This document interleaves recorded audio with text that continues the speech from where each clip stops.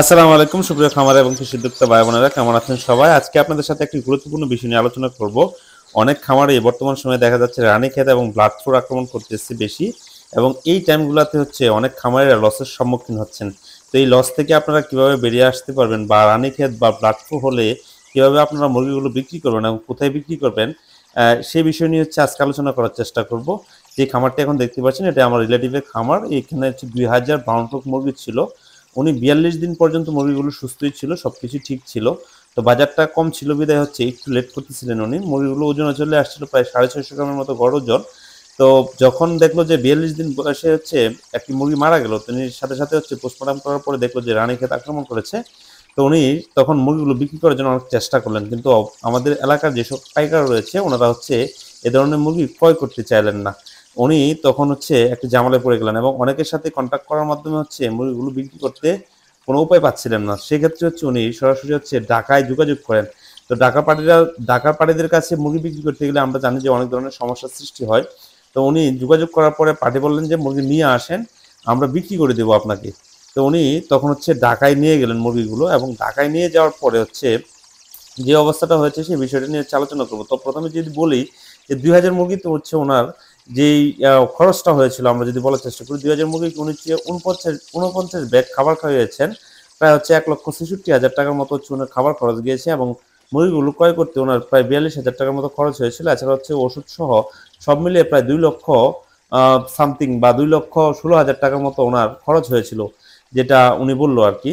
তো এখানে হচ্ছে ওষুধ ভ্যাকসিন করেছিল 3টা, রানীক্ষেত এবং অন্যান্য ভ্যাকসিন করেছিল। যেটা হচ্ছে যে শর্ট টার্ম যে মুরগিগুলো পালন করা হয় সেই মুরগিগুলোতে হচ্ছে মূলত হচ্ছে 3টে ভ্যাকসিন করা হয়, গ্রাম বুড়ো এবং রানীক্ষেত, এগুলি হচ্ছে করা হয়ে থাকে। আর বেশি কোনো ভ্যাকসিন করা হয় না, কারণ যেহেতু শর্ট টার্মে বিক্রি করে দেওয়া হয়, সেজন্য হচ্ছে অতিরিক্ত খরচ করতে চায় না খামারেরা।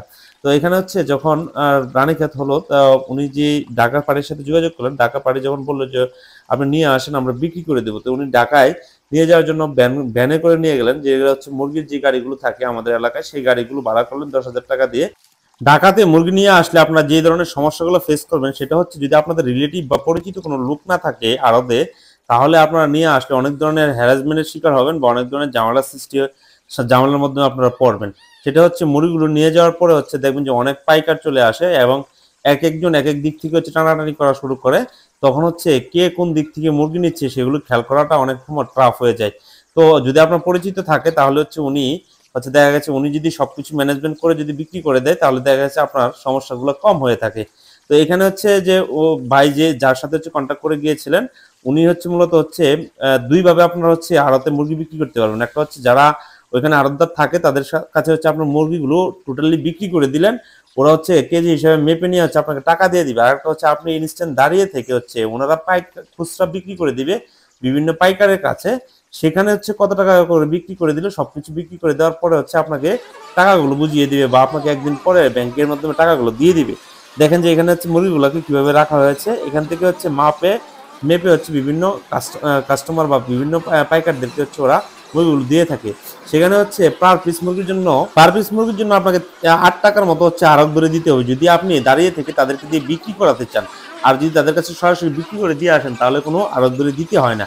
এটা হচ্ছে মূলত ওই বাজারের সিস্টেম। এই বাজারটি হচ্ছে যদি আমরা লোকেশনটা বলার চেষ্টা করি, সেটা হচ্ছে বউবাজার বলা হয়, এটা হাজারীবাগে পড়েছে ঢাকাতে। তো এখানে হচ্ছে যদি আপনারা এই পদ্ধতিতে যদি বিক্রি করেন তাহলে বিক্রি করতে পারবেন, তবে ওটা হচ্ছে সম্পূর্ণ হচ্ছে আপনার বিশ্বাসের উপর টাকা নিয়ে আসতে হবে, কারণ তারা কার কাছে কত টাকা রেডি বিক্রি করছে, তারা যেটা বলবে সেটাই আপনার বিশ্বাস করতে হবে। এবং এখানে কিন্তু আপনার কোনো অপশন থাকবে না। বাই এখানে হচ্ছে প্রায় 1800 পিসের মতো মুরগি নিয়ে গেছিলেন। 200 মুরগি হচ্ছে ওনার রানীক্ষেতে মারা গিয়েছিল। তো এখান থেকে হচ্ছে উনি 1800 পিস থেকে হচ্ছে অনেকগুলো হচ্ছে পিস হিসেবে বিক্রি করতে হয়েছে, কিছু মুরগি হচ্ছে কেজি হিসেবে বিক্রি করতে পেরেছেন, মানে বিভিন্নভাবে হচ্ছে ওনারা বিক্রি করে দিয়েছেন। তো এখান থেকে হচ্ছে উনি প্রায় 2,13,000 টাকার মতো পেয়েছিলেন, যেখানে হচ্ছে আড়তদারি এবং হচ্ছে গাড়ি ভাড়া বাদ দেওয়ার পরে প্রায় 1,90,000 টাকার মতো ব্যয়ের টিকে ছিল, প্রায় 20,000 টাকার মতো ব্যয়ের লস হয়েছিল।